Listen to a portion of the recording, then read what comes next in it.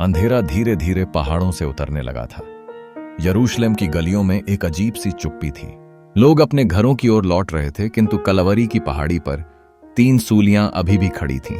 उन सूलियों में एक वह सूली थी जिस पर एक निर्दोष मनुष्य यीशु लटका हुआ था। उसकी सांसें धीरे धीरे क्षीण हो रही थीं और इस दृश्य के पास एक विधवा महिलाएं मरियम खड़ी थीं।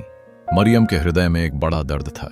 उसने हाल ही में अपने इकलौते बेटे को खो दिया था और अब उसका घर, उसकी गोद और उसका संपूर्ण जीवन रिक्त था।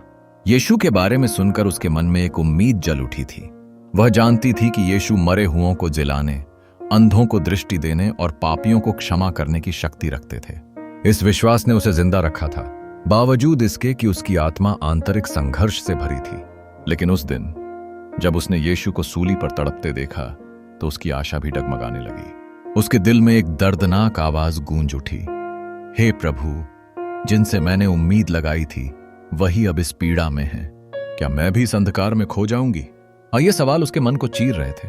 यीशु ने अपनी नजर ऊपर आकाश की ओर उठाई, जहां अंधकार ने सब कुछ ढक लिया था।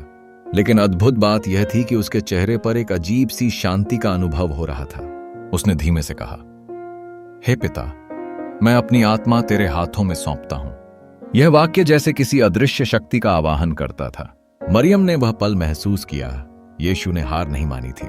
उसने अपना समर्पण किया था, अपने पिता के सुपुर्द किया था। मरियम के भीतर एक नई चिंगारी जाग उठी, एक दृढ़ विश्वास कि अगर यीशु इस कठिनाई में भी विश्वास के साथ खड़े रह सकते हैं तो वह भी अपने टूटे जीवन को परमेश्वर के हाथों में सौंप सकती है। उस दिन कलवरी की पहाड़ी से नीचे उतरते समय मरियम के दिल में एक नई आशा का संचार हुआ। उसने समझा कि जीवन में कठिनाई आती है, लेकिन विश्वास और समर्पण के साथ आगे बढ़ना ही असली ताकत है। उसकी आंखों में फिर से चमक थी और वह जान गई कि हर अंधेरा का एक अंत होता है।